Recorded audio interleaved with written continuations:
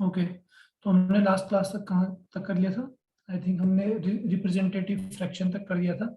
आज उससे आगे बढ़ते हैं। आज है आपका श्रंक स्केल और एक्सटेंडेड स्केल। ठीक है, यहाँ से काफी क्वेश्चन बनता है। तो होता क्या है श्रंक स्केल और एक्सटेंडेड स्केल, अभी देखते हैं। तो आज हम स्टार्ट करेंगे, वो है आपका श्रंक स्केल और एक्सटेंडेड स्केल।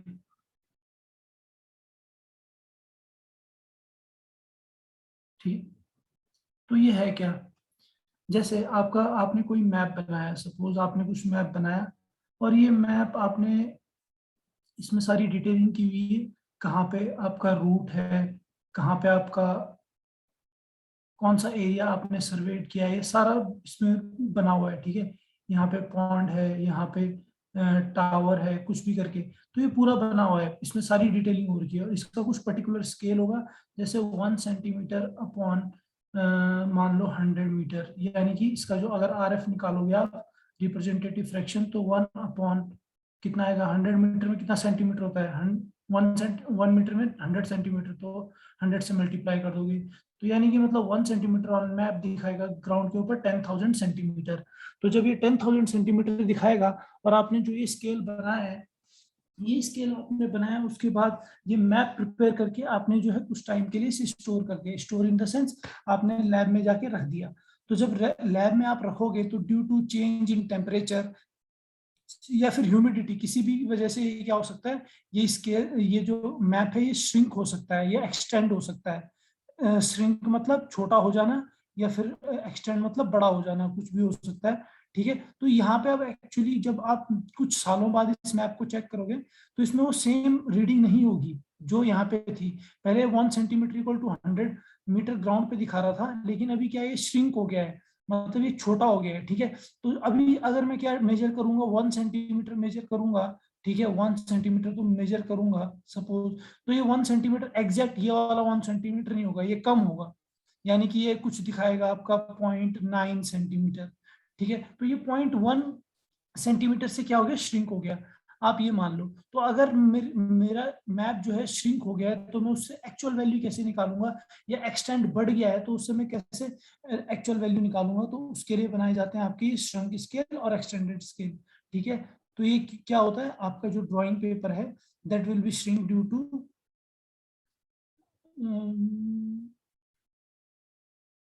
ड्राइंग पेपर और map shrunk or extend due to variation in temperature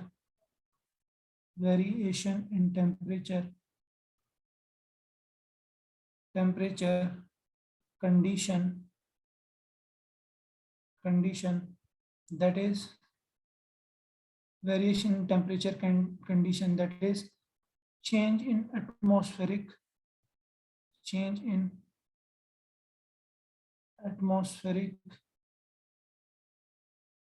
surrounding. ठीक है, तो क्या हो गया, अगर टेम्परेचर जो है चेंज हो गया, साथ के साथ ये ह्यूमिडिटी की वजह से भी हो सकता है, तो यहाँ पे आप लिख सकते हो कि variation in temperature and humidity. ठीक है, दोनों चीज ही है, तो ये क्या हो जाएगा, ये आपका जो मैप है ये चेंज हो जाएगा।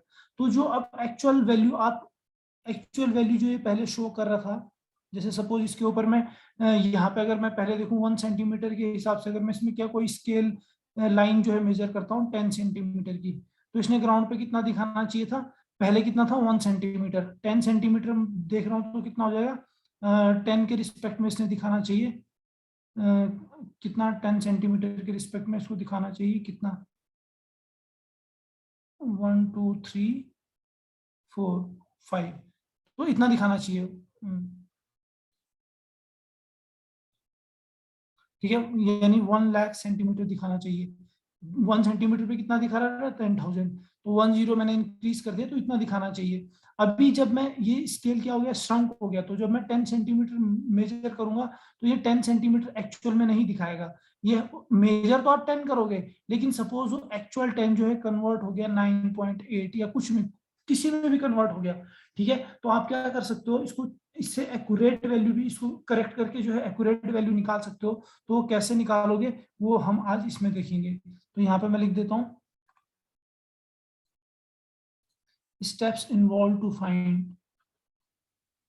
steps involved to find the correct length, area and value, area and volume, ठीक है। तो आप कैसे निकालोगे, अब ये गलत बता रहा है तो मेरे को सही निकालना है, पर निकालना, क्योंकि अब दोबारा तो मैं मैप बनाऊंगा नहीं। अब ऐसा तो है नहीं कि उस टाइम का सर्वे किया और मैं दोबारा मैप बनाऊंगा। तो मैं क्या करूंगा, इसी में करेक्शन लगाऊंगा। तो कैसे लगाऊंगा, पहला स्टेप जो है आपका, आपने निकालना है श्रिंकेज फैक्टर। आपने क्या निकालना है, श्रिंकेज फैक्टर। आपने श्रिंकेज फैक्टर फाइंड किया।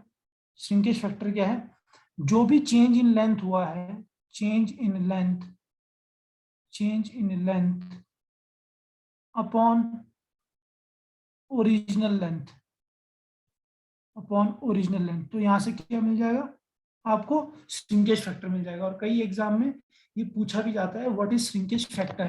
तो श्रिंकेज फैक्टर क्या है आपका, श्रिंकेज फैक्टर है change in length upon original length, ठीक है। तो यहाँ से आप क्या निकाल लोगे, श्रिंकेज फैक्टर निकाल लोगे।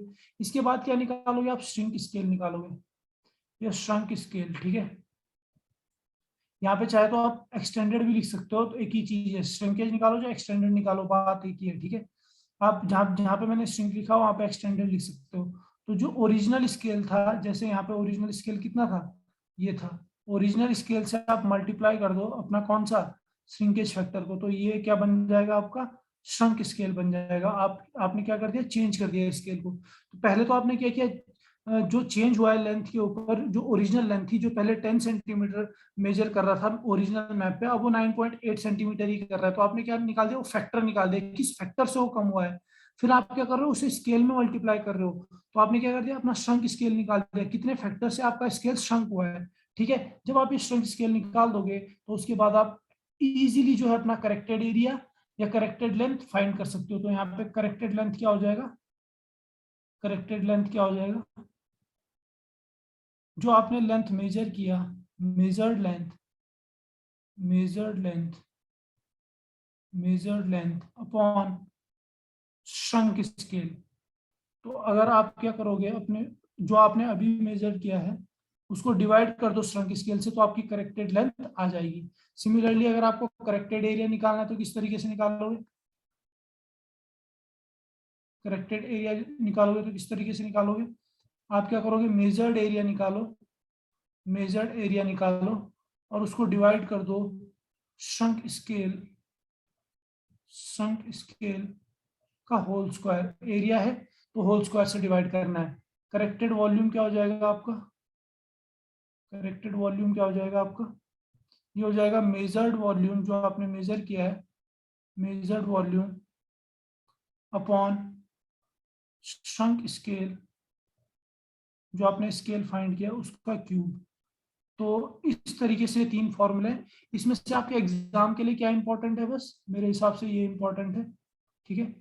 बाकी इसका न्यूमेरिकल गेट में पूछा जाता है तो आपको नहीं पूछा जाएगा, लेकिन हमने पूरे टॉपिक जो है कवर कर लिए। यहाँ पे सिर्फ श्रिंकेज फैक्टर पूछा जा सकता है आपसे, जो भी आपका एग्जाम है उसके अकॉर्डिंग, ठीक है।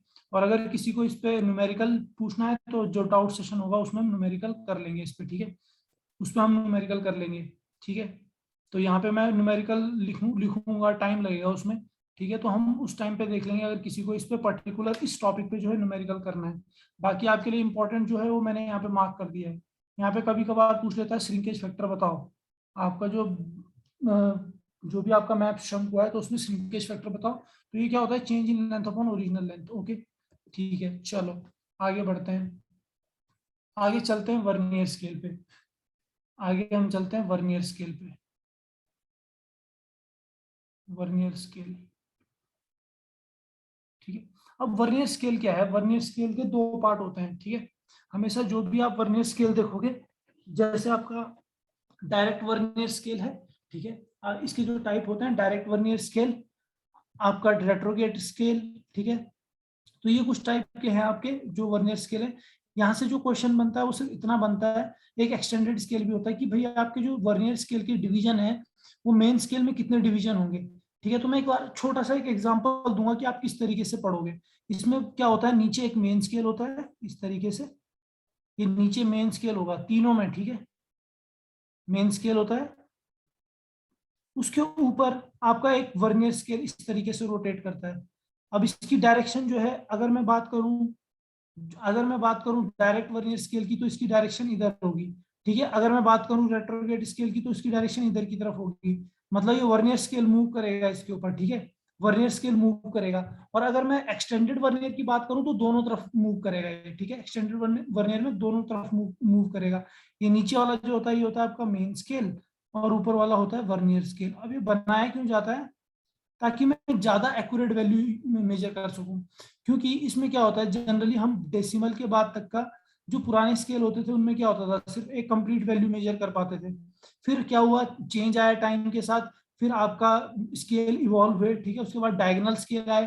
तो डायगोनल स्केल जो है पॉइंट किसी पर्टिकुलर वैल्यू के बाद जो है एक फ्रैक्शन जो है मेजर कर सकता था। लेकिन फिर आया वर्नियर स्केल, तो वर्नियर स्केल जो है आपका डेसिमल के बाद 2 पॉइंट तक मेजर कर सकता है जनरली। तो जितनी ज्यादा हम एक्यूरेट वैल्यू को मेजर कर, इससे हम ज्यादा एक्यूरेट वैल्यू को क्या कर सकते हैं, मेजर कर सकते हैं। तो जैसे 10.12 है तो ये एग्जैक्ट इतना मेजर कर लेगा, जबकि पुराने स्केल में हम इतना मेजर नहीं कर सकते थे। ठीक है, तो इसमें ज्यादा देखने की जरूरत नहीं है हमको, एग्जाम के पॉइंट ऑफ व्यू से देखेंगे। ठीक है, तो इसमें सबसे पहला है आपका डायरेक्ट वर्नियर स्केल। इसमें सबसे पहला है आपका direct vernier scale, number 1, direct vernier scale. ठीक है, तो डायरेक्ट वर्नियर स्केल होता क्या है, इसमें जो आपका सपोज अगर आपका ये वर्नियर स्केल है ऊपर, ठीक है, ये वर्नियर स्केल है, इसमें आपकी रीडिंग बनी हुई है कुछ, जैसे यहाँ पे 0 1 2 3 4 5 1 2 3 4, ये 10 है। ठीक है, सिमिलरली आपका नीचे कोई ये क्या बोलते हैं, आपका जो मेन स्केल है इसमें भी कुछ रीडिंग बनी हुई है।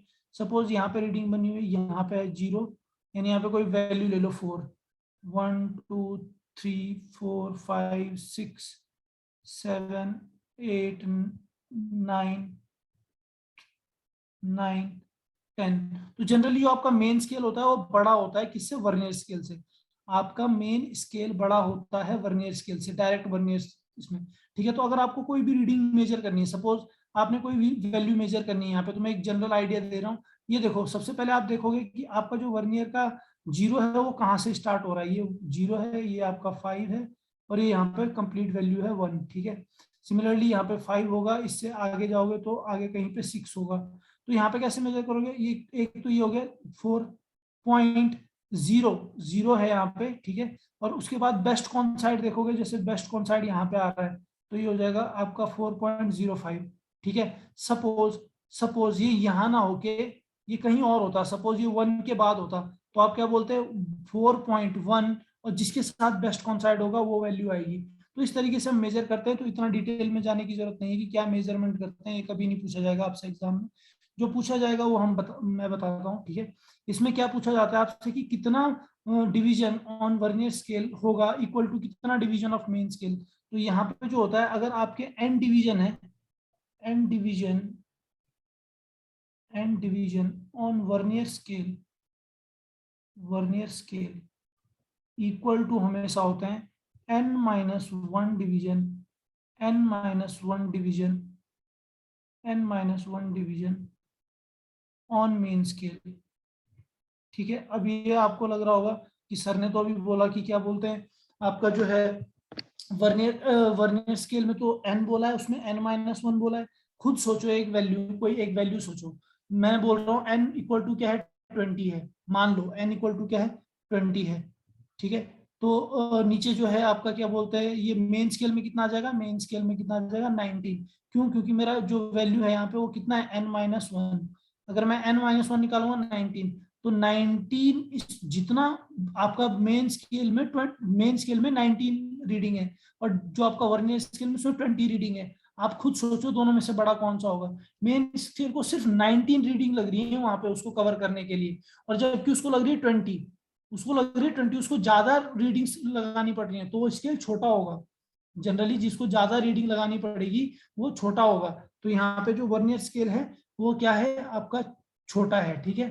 जिसको ज्यादा वैल्यूज शो करनी पड़ेगी, यानी कि यहाँ पे क्या होगा, यहाँ पे अगर आप देख सकते हो कि सपोज यहाँ पे मैं मान लेता हूँ 10, यहाँ पे मैं मान लेता हूँ कि n इक्वल टू है 10, 10 डिवीजन है। तो वो जो आपका क्या बोलते हैं मेन स्केल है, वो 9 डिवीजन में ही इस 10 डिवीजन को कंप्लीट कर ले रहा है। इसका मतलब ये है, तो सिर्फ आपसे ये पूछा जाएगा कि जो वर्नियर स्केल है उसमें n डिवीजन कितने के बराबर होते हैं, तो वो n-1 division on main scale के बराबर होते हैं। ओके, ठीक है। नेक्स्ट आगे बढ़ते हैं, नेक्स्ट आगे बढ़ते हैं।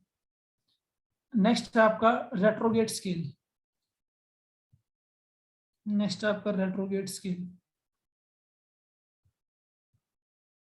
रेट्रोगेट स्केल, इसको रेट्रोगेट वर्नियर स्केल भी बोलते हैं, ठीक है। तो रेट्रोगेट स्केल लिखा होगा तो घबराना नहीं है, यही एक ही चीज है, ठीक है। अब यह है आपका सेकंड स्केल। अब इसमें क्या होता है, इसमें जस्ट पीछे वाले का उल्टा होता है। इसमें जस्ट पीछे वाले का उल्टा होता है। यहाँ पे अगर आपका पीछे पीछे सेम की तरह मैं लिखूंगा, एन डिवीजन से ही कंपेयर करेंगे, n division, n division on retrograde, n division on retrograde, retrograde vernier scale. इसको रेट्रोगेट हटा के सिर्फ वर्नियर लिखो।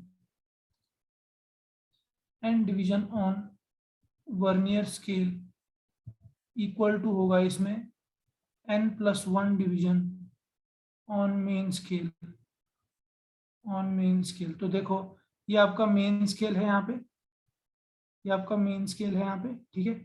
यहाँ पे सपोज मान लो कोई रीडिंग है, यहाँ पे मैंने बोल दिया आपकी रीडिंग है 3, 1 2 3 4 5, 1 2 3 4 5, यहाँ पे आएगा 4, 1 2 3 4, ऐसे आगे बढ़ता रहेगा।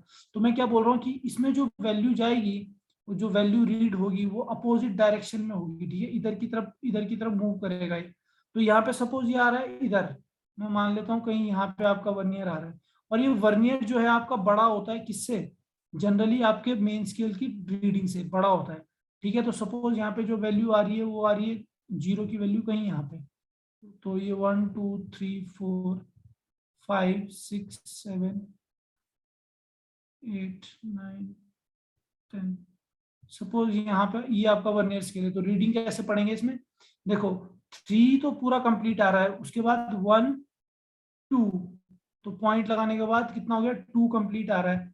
उसके बाद आप देखो किसके साथ बेस्ट कॉन्साइड हो रहा है, तो 1 2 3 4 5, आई थिंक 5 के साथ भी थोड़ा सा बच रहा है यहाँ पे, 6 7 8, ये देखो यहाँ पे 8 पे देखो बेस्ट कॉन्साइड आ रहा है, तो यहाँ पे क्या कर दोगे 8, तो ये वैल्यू हो जाएगी इसकी एग्जैक्ट। इस तरीके से पढ़ना है आपने।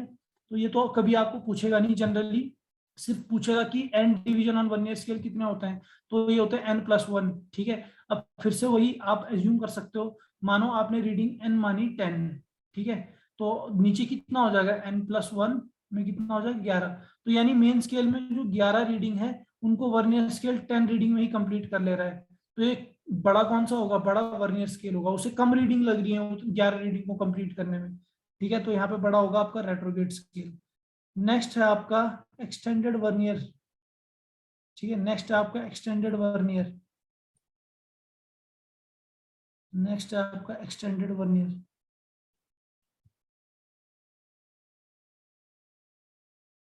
नेक्स्ट है आपका एक्सटेंडेड वर्नियर स्केल, ठीक है। अब ये क्या है, इसमें जो एन डिवीजन होता है, इसमें n division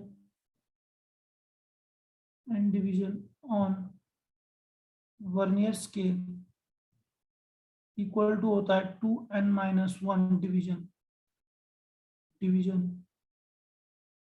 on main scale,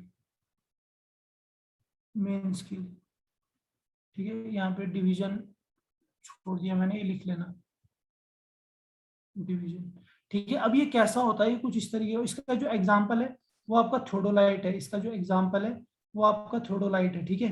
कौन सा है, थियोडोलाइट। अब ये होता कैसे है, देखो इसमें कुछ इस तरीके की रीडिंग होगी, जैसे ये थियोडोलाइट है, इसमें इधर की तरफ भी रीडिंग होगी ऐसे, इस तरीके से इधर की तरफ भी रीडिंग होगी कुछ दी हुई ऐसे जैसे सपोज इधर की तरफ बढ़ रहा है 2 3 4 5, तो इधर से उल्टा 10 है इसमें रीडिंग मैक्सिमम, तो इधर से कितना होगा 5 6 7 8। तो आप इधर पढ़ो चाहे उधर पढ़ो, दोनों तरफ पढ़ सकते हो। और इधर क्या होगा, स्केल इस तरीके से टूटा हुआ होगा, इसमें इस तरीके से टूटा होगा, ये स्केल रहेगा आपका। सेंटर में तो क्या रहेगा आपका 0, और इसके इधर भी आप पढ़ सकते हो और इसके इधर भी आप पढ़ सकते हो, दोनों तरफ पढ़ सकते हो, ठीक है। तो इसको इतना डिटेल में देखने की जरूरत नहीं, आपको ये नहीं सिखाएगा कि पढ़ना कैसे है स्केल, आपको सिर्फ एग्जाम पॉइंट ऑफ व्यू से ये पूछेगा कि आपका जो n division of vernier scale है वो कितने के बराबर होता है, ठीक है, वो कितने के बराबर होता है। ओके, तो आई थिंक सिर्फ जितना एग्जाम पॉइंट ऑफ व्यू से उतना ही हम क्लियर करते रहेंगे। आगे नेक्स्ट बढ़ते हैं। नेक्स्ट है आपका लीनियर मेजरमेंट। नेक्स्ट आगे बढ़ते हैं, linear measurement. Linear measurement,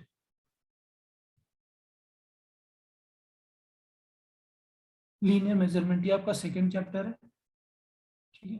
linear measurement, तो लीनियर मेजरमेंट का सिंपल मतलब क्या है भाई, अगर आप सर्वेइंग वर्क में कुछ भी मेजर कर रहे हो, और किससे मेजर कर रहे हो, चेन और टेप से मेजर कर रहे हो, वो लीनियर मेजरमेंट के अंदर आता है, ठीक है। सिंपली अगर हम बेसिक्स यूनिट्स की बात करें, तो बेसिक यूनिट क्या है आपकी जिनसे मेजर करते हैं, वो है आपका चेन और टेप। तो ये वो ब्रांच है सर्वेइंग की जिसमें मेजरमेंट जो है हॉरिजॉन्टल प्लेन पे होती है, और किससे मेजर करते हैं भाई, आपका चेन और टेप पे। और एक चीज हमेशा याद रखना, जब भी मैं हॉरिजॉन्टल डिस्टेंस की बात करूंगा, जब भी मैं हॉरिजॉन्टल डिस्टेंस की बात करूंगा, तो इसका मतलब है उसका, ये जैसे कोई स्लोप लाइन है, मैं बता देता हूँ, ये कोई स्लोप लाइन है, यहाँ पे ए पॉइंट है, यहाँ पे बी पॉइंट है, ठीक है। तो अगर मैं बात कर रहा हूँ ना हॉरिजॉन्टल डिस्टेंस की, तो हॉरिजॉन्टल डिस्टेंस का मतलब यही है कि इस लाइन का जो प्रोजेक्शन होगा हॉरिजॉन्टल प्लेन के ऊपर, यानी हमें हमेशा कौन सी डिस्टेंस चाहिए, ये वाली डिस्टेंस चाहिए। हमने हमें जो मेजरमेंट के लिए चाहिए हॉरिजॉन्टल बोला है, तो इसका मतलब हॉरिजॉन्टल, यानी हमें कौन सी चाहिए, हॉरिजॉन्टल प्रोजेक्शन चाहिए, किसके ऊपर, उस प्लेन के ऊपर, पर्टिकुलर प्लेन के ऊपर, ठीक है। तो हमेशा जो हम मेजर करेंगे, हम ये वाली चीज को मेजर करेंगे, ठीक है। तो जरा थोड़ा सा लिख लेते हैं इसमें, मैंने क्या बोला, मैंने बोला it is the branch of surveying, it is the branch of surveying in which measurement are done with chain and tape, ठीक है, चेन एंड टेप। और इस ऑपरेशन को क्या बोलते हैं, इस ऑपरेशन को बोलते हैं चेनिंग। जो भी ऑपरेशन आप करोगे, एंड ऑपरेशन कॉल्ड चेनिंग, तो इसे क्या बोलते हैं, चेनिंग बोलते हैं, ठीक है। अब मैंने थोड़ी देर पहले तुम्हें बोला कि भाई जब भी मैं बात करूंगा किसकी, मेजरमेंट की, तो मैं क्या बात करूंगा, मैं बात करूंगा हॉरिजॉन्टल प्रोजेक्शन ऑन प्लेन की। कभी भी मुझे ये स्लैंट हाइट नहीं चाहिए, अगर मैं टेप से मेजर करूंगा तो ऐसे नहीं करना है कि ऐसे स्लैंट में जा रहे हो, नहीं, आपको हॉरिजॉन्टल चाहिए। कैसे मेजर करेंगे वो मैं भी बताऊंगा, लेकिन मुझे हमेशा चाहिए प्रोजेक्शन, ठीक है। अगर सपोज कोई आप ऐसा कोई ये प्लेन सरफेस है, ये कोई आपका प्लेन सरफेस है, ठीक है। इस प्लेन सरफेस पे आपने क्या किया, यहाँ पे कोई ये इस तरीके का लकड़ी का टुकड़ा ऐसे टेढ़ा रख दिया है, तो प्रोजेक्शन का मतलब क्या है, आप यहाँ से जो है टॉर्च लगाओ। जब आप टॉर्च लगाओगे, ठीक है, तो ये जो नीचे ग्राउंड पे है ये कुछ इतना दिखेगा, सिर्फ इतना दिखेगा ये वाला part.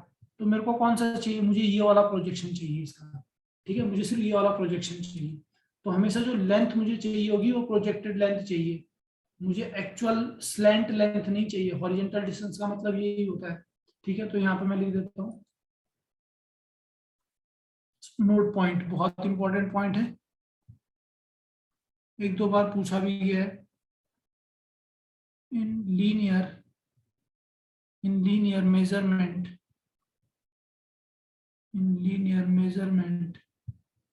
distance between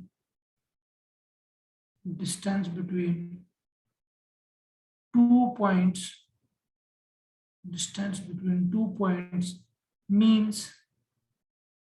means horizontal distance, इसका मतलब क्या है, horizontal distance as map plotted on horizontal plan the distance shows the horizontal projection the horizontal projection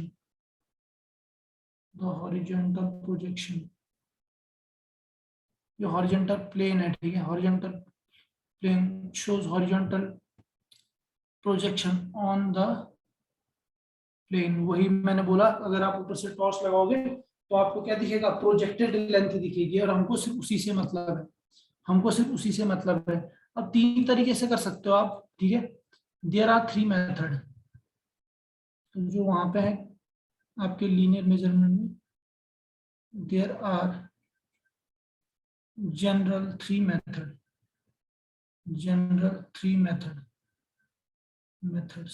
पहला जो है, किस तरीके से आप क्या करते हो, पहला जो है आपका वो डायरेक्ट मेथड है, पहला मेथड है आपका डायरेक्ट मेथड।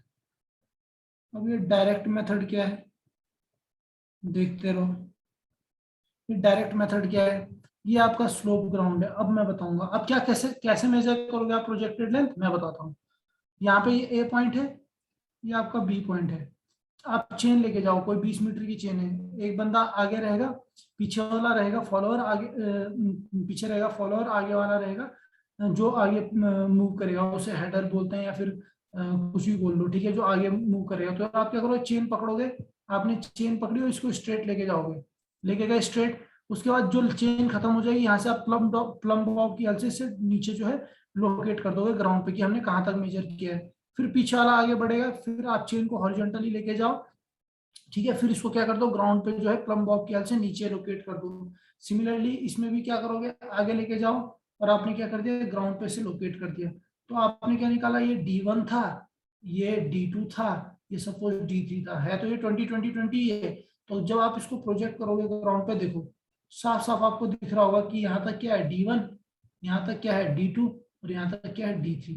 तो आपका D1 D2 D3, और यही क्या होगा, आपका D होगा। तो D इक्वल टू क्या होगा, D1 plus D2 plus D3। तो हमें जो डिस्टेंस निकालनी है वो कौन सी निकालनी है, वो सिर्फ हमेशा हॉरिजॉन्टल चाहिए, कोई स्लैंट हाइट नहीं चाहिए मुझे, ठीक है। तो डायरेक्ट मेथड क्या है, डायरेक्ट मेथड क्या है, मेजरमेंट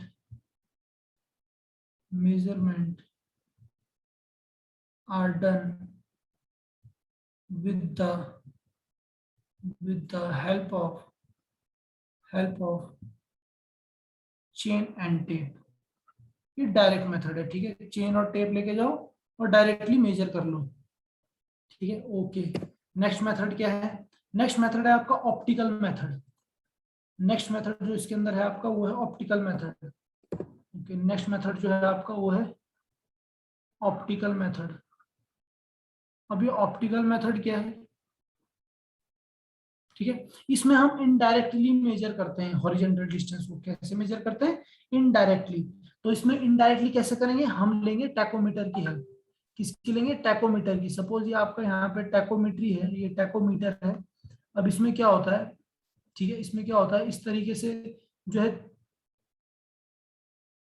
आगे आप स्टाफ रखोगे, और इस तरीके से क्या होगा, एक क्रॉस हेयर होगी, क्रॉस हेयर में 3 हेयर होते हैं इसमें, इस तरीके से 1 2 3, ये इसका डायफ्राम है। आगे क्या, हम सब आगे देखेंगे डायफ्राम क्या होता है, टैकोमीटर क्या होता है, कैसे मेजरमेंट करेगा, सब कुछ हम देखेंगे, ठीक है, सब कुछ हम देखेंगे, ठीक है। तो यहाँ पे जो ये फॉर्मूला है, ये होता है KS+C। अगर हम D निकालेंगे कहीं की भी, तो इसका फॉर्मूला होता है KS+C।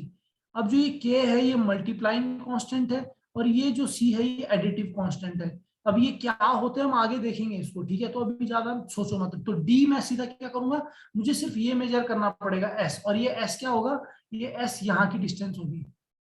इसको जब मैं टैकोमेट्री पढ़ाऊंगा वहां पे बताऊंगा। मैंने टैकोमीटर लिया, हेल्प से एस मेजर किया, मैंने सिर्फ एस मेजर करना है, बाकी हर इस टैकोमीटर इंस्ट्रूमेंट का के और सी कांस्टेंट जो है फिक्स होता है, डी निकाल लोगे इनडायरेक्टली, आपने एस मेजर किया और इनडायरेक्टली आपने क्या किया, डी मेजर कर लिया।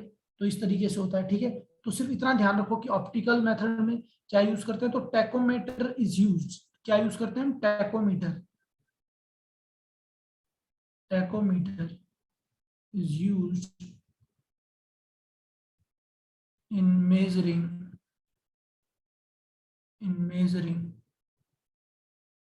horizontal distance, horizontal distance, horizontal distance indirectly,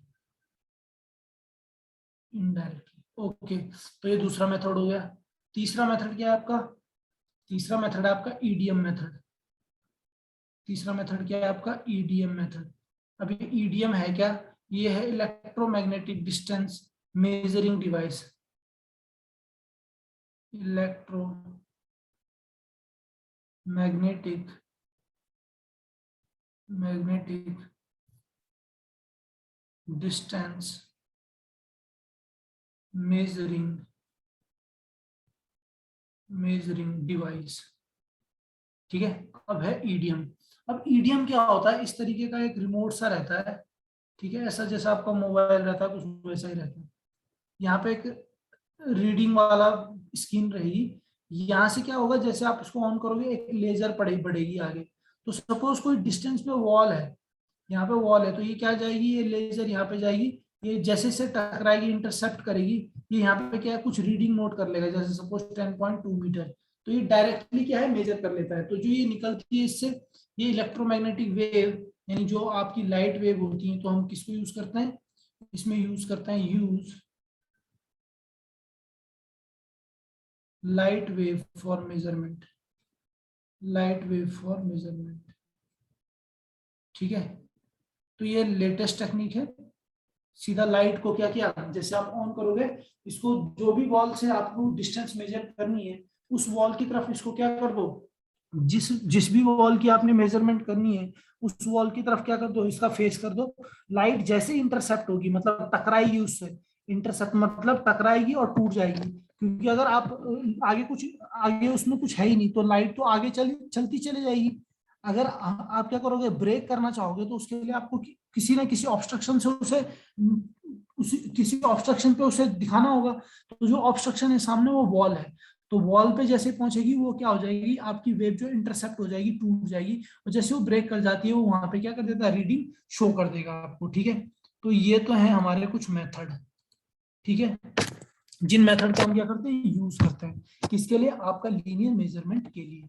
okay, अब आगे बढ़ते हैं, अब आगे बढ़ते हैं। देखो अभी जो मैं मेथड करवाने वाला हूँ, जनरली मैं इसको पढ़ाता नहीं हूँ, लेकिन यहाँ से जो है एक क्वेश्चन आया था अभी जेई में, ठीक है। तो यहाँ पे इसको कर लेते हैं, क्या पता एसएससी जेई का कोई क्वेश्चन आपके इसमें आ जाए।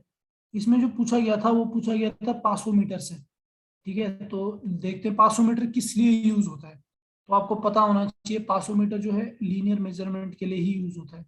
तो ये आपके सारे जो मेथड है अप्रोक्सीमेट मेथड है, ये एक्यूरेट मेथड नहीं है, और ऊपर वाले जो हैं वो ज्यादा एक्यूरेट है, ठीक है। तो यहाँ पे जरा लिख लेते हैं अप्रोक्सीमेट मेथड। अब कौन कौन से अप्रोक्सीमेट मेथड, पहला जो है, पहला नंबर 1 जो है वो है आपका पेसिंग।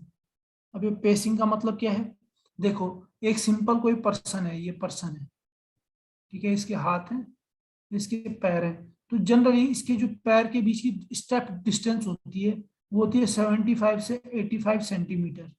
छोटे पर्सन की 75 होगी, बड़े वाले पर्सन की मान लो 85 होगी। तो आप कैसे मेजर करोगे डिस्टेंस को, तो पहले जो पुराने टाइम पे पहले जो मेजर किया जाता था इस तरीके से भी करते थे। तो पहला जो मेथड था वो था पेसिंग। पेसिंग में क्या करते थे, जो भी आपकी एवरेज डिस्टेंस है, एवरेज डिस्टेंस ऑफ, इसको बोलते हैं pace, average distance of pace, ठीक है। पेस मतलब एक एक कदम की डिस्टेंस। तो जितने वो कदम, देखो कि नंबर ऑफ स्टेप वो काउंट कर लेगा, अगर आप बढ़ रहे हो तो नंबर ऑफ स्टेप आपने काउंट कर लिए, कितना हो गया, 10 स्टेप चले, और एवरेज डिस्टेंस आपको पता है दो पेस के बीच से, तो number of step multiply by distance, कौन सा, वन पेस डिस्टेंस। अगर एक पेस की डिस्टेंस आपकी जो है, एक कदम की डिस्टेंस जो है आपकी 75 से 85 सेंटीमीटर है, तो एक कदम की आपको पता है 10 कदम की आसानी से निकाल सकते हो। तो यहाँ पे क्या करते हैं, यहाँ पे सीधा करते हैं, अगर लेंथ निकालनी है लेंथ निकालनी है तो कैसे निकालेंगे, number of steps, number of steps multiply by average, average length of pace, length of pace. तो जितना भी आप चले, आप क्या करोगे, इन दोनों का ये जो डिस्टेंस है यहाँ पे एक एवरेज डिस्टेंस ले लोगे, ठीक है, और उससे क्या कर लोगे, मेजर कर लोगे। ओके, हो गया भाई। दूसरा है आपका, दूसरा है आपका, दूसरा है आपका पासोमीटर, दूसरा है आपका पासोमीटर। अब ये पासोमीटर क्या है, अब इसमें तो आप काउंट कर रहे थे स्टेप्स को, खुद से काउंट कर रहे थे, एक स्टेप, दो स्टेप, तीन स्टेप चला मैं, चार स्टेप चला, पांच स्टेप चला, फिर मल्टीप्लाई किया था डिस्टेंस से। अभी आपने एक टेक्निकल डिवाइस ले लिया जिसे बोलते हैं ये मैकेनिकल डिवाइस होता है, ठीक है, मैकेनिकल डिवाइस होता है, मैकेनिकल डिवाइस। और ये क्या करता है, डायरेक्टली आपका जो है पेस काउंट, ये स्टेप्स काउंट कर लेता है, ठीक है। अब स्टेप्स आपको गिनने की जरूरत नहीं, क्योंकि आप स्टेप गिनोगे कभी, आपने क्या कर दिया, काउंट जो है स्टेप्स को गलत कर लिया। तो उस टाइम पे क्या करोगे, आप एक मैकेनिकल डिवाइस लोगे। ये मैकेनिकल डिवाइस क्या करता है, काउंट करता है किसको, नंबर ऑफ स्टेप्स को। किसको काउंट करता है, नंबर ऑफ स्टेप्स को। तो नंबर ऑफ स्टेप्स को काउंट कर लेगा, ठीक है। फॉर फॉर लॉन्ग डिस्टेंस, अगर ज्यादा लंबी डिस्टेंस है, ठीक है, तो आप क्या करोगे, आप काउंटिंग में मिस्टेक कर दोगे। और अगर काउंटिंग में मिस्टेक होगी तो आप जो लेंथ मेजर करोगे वो गलत निकल के आएगी। तो यहाँ पे क्या, नंबर ऑफ स्टेप्स काउंट करो, मल्टीप्लाई बाय वही एवरेज पेस, जो हमारी एवरेज पेस लेंथ है, दो टांगों के बीच की डिस्टेंस, जो जितना हम चलते हैं, ठीक है। तो यही जो है आपकी ये वाली जो चीज मैंने बोली हुई है, ये जो जनरली ये है आपकी पेस डिस्टेंस, इसको बोलते हैं पेस डिस्टेंस। और एवरेज में बात कर रहा हूँ कि आप इस इन सारी बीच की वैल्यू को क्या कर लो, एक एवरेज निकाल लो, और एवरेज निकाल के उससे मल्टीप्लाई कर दो, ठीक है। ओके, तो हमने इतना कर लिया है। नेक्स्ट आगे बढ़ते हैं, नेक्स्ट आगे बढ़ते हैं। Third one, third one is your pedometer, third one is your pedometer. अभी पेडोमीटर क्या करता है, ये डायरेक्टली रजिस्टर करता है डिस्टेंस को, ठीक है। आप इसको क्या अपने पॉकेट में रखो, पॉकेट में रखो और ट्रेवल करते रहो, ठीक है। पीछे वाले में तो क्या सिर्फ स्टेप काउंट कर रहा था, और आपको मल्टीप्लाई करना पड़ रहा था किसी किसके साथ, अपनी एवरेज पेस के साथ। लेकिन यहाँ पे जो पेडोमीटर है ये रजिस्टर करता है डायरेक्ट डिस्टेंस को, रजिस्टर्ड इस तरीके का है कि क्या करेगा, डायरेक्टली आपको डिस्टेंस बता देगा। आप अपनी पॉकेट में रखो और ये डायरेक्टली क्या कर देगा, आपकी डिस्टेंस को बता देगा, डिस्टेंस वॉक्ड, जितनी भी आप डिस्टेंस चलोगे ये डायरेक्ट आपको बता देगा। एक तो ये तरीका हो गया, ठीक है। एक नेक्स्ट तरीका होता है आपका ओडोमीटर। फोर्थ वन जो है आपका वो है ओडोमीटर, फोर्थ वन जो है आपका ओडोमीटर है। अभी ओडोमीटर क्या है, ओडोमीटर क्या है, देखो यहाँ पे क्या है, आपका व्हील होता है एक नॉर्मल, ये मेजरिंग व्हील नहीं है, ये दूसरा व्हील है, ठीक है। इसके, ये आपका व्हील है, इसमें क्या लगा रहता है, यहाँ पे एक डिवाइस लगा रहता है जो क्या काउंट करता है, number of revolution, number of revolution कि कितनी बार ये घुमा है। आपको, आप क्या इसकी डिस्टेंस निकाल सकते हो, बिल्कुल निकाल सकते हो। ये क्या है, इसका पेरीमीटर, ये क्या है, इसका पेरीमीटर। अगर ये आपको पता है, इसका पेरीमीटर पता है, नंबर ऑफ रिवॉल्यूशन कितनी बार ये पेरीमीटर घुमा है, तो नंबर ऑफ रिवॉल्यूशन इनटू जो इसका सरकमफेरेंस ऑफ व्हील है या फिर पेरीमीटर ऑफ व्हील है, इसको सरकमफेरेंस बोलते हैं या फिर पेरीमीटर। ये आपको पता है, नंबर ऑफ रिवॉल्यूशन जितनी बार ये घूमेगा और इसके सरकमफेरेंस से मल्टीप्लाई कर दो तो आपको डिस्टेंस मिल जाएगी, बिल्कुल मिल जाएगी। तो यहाँ पे कैसे करते हैं, device attached two wheel of a vehicle registered या registered number of revolution, revolution, number of revolution, ठीक है। तो यहाँ पे डिस्टेंस कैसे निकालेंगे, डिस्टेंस कैसे निकालेंगे, बहुत सिंपल है। आप क्या करो, डिस्टेंस कैसे निकालोगे, डिस्टेंस निकालोगे number of revolution, number of revolution into circumference of wheel, circumference of wheel. ये आप इजीली निकाल सकते हो अगर आपको पता है भाई। अगर इसकी रेडियस सपोज आर है तो क्या हो जाएगा, इसका सरकमफेरेंस वो हो जाएगा 2πr, ठीक है। तो ये आप इजीली निकाल सकते हो। अब आपने ये देखा होगा मेजरिंग व्हील, सबने देखा होगा, जो रोड के साइड पे चल के वो व्हील पकड़ के घूमते रहते हैं मेजरिंग वाले। तो ऐसा एक रहता है, इसमें हैंडल रहता है पीछे, ये आपका क्या बोलते हैं व्हील रहता है, इसमें ऊपर एक डायल गेज लगा रहता है। ठीक है, यहाँ पे गेज लगा रहता है, वो सिर्फ मूव करते रहते हैं, उनको डायरेक्टली जो है डिस्टेंस मिलती जाती है। तो ये आपका क्या है, ये है मेजरिंग व्हील। इसमें ये क्या करता है, डायरेक्ट डिस्टेंस को जो है मेजर करता है। तो यहाँ पे मैं लिख देता हूँ मेजरिंग व्हील। मेजरिंग व्हील, ये क्या है आपका मेजरिंग व्हील जो है, ये कहाँ चला गया, हाँ मेजरिंग व्हील क्या है आपका, लिख देते हैं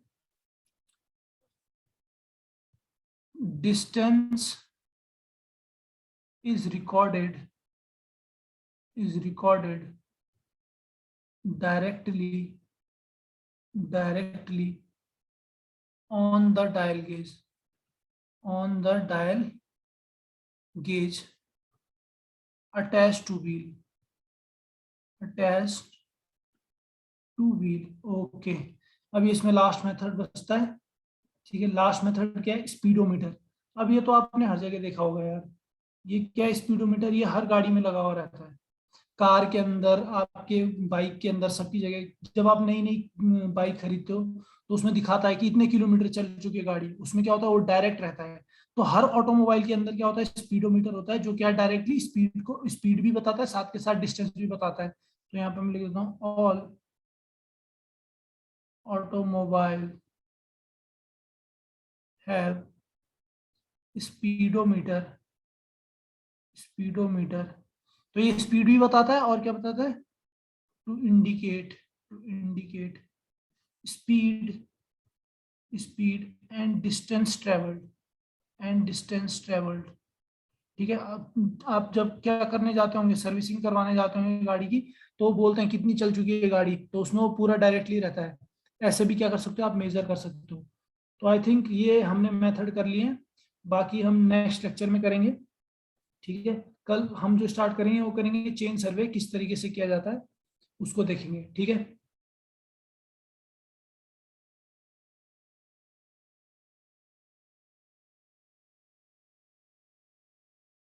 ठीक है, कल देखते हैं, कल मिलते हैं फिर।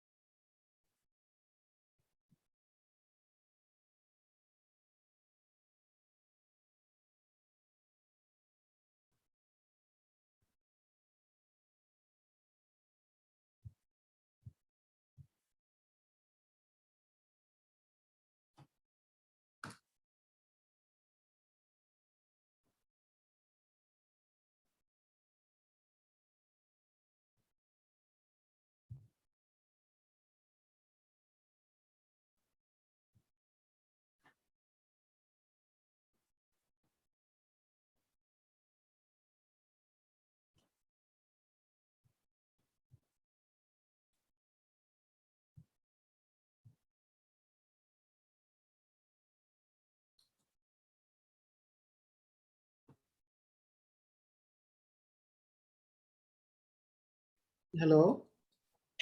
हाँ सर, अरे आपकी आपकी आवाज ही नहीं आ रही थी, रिकॉर्डिंग बंद कर दो आप। हेलो। हेलो सर, हो गया? हाँ, हो गया ना, ठीक है मैं बंद कर। ठीक है सर।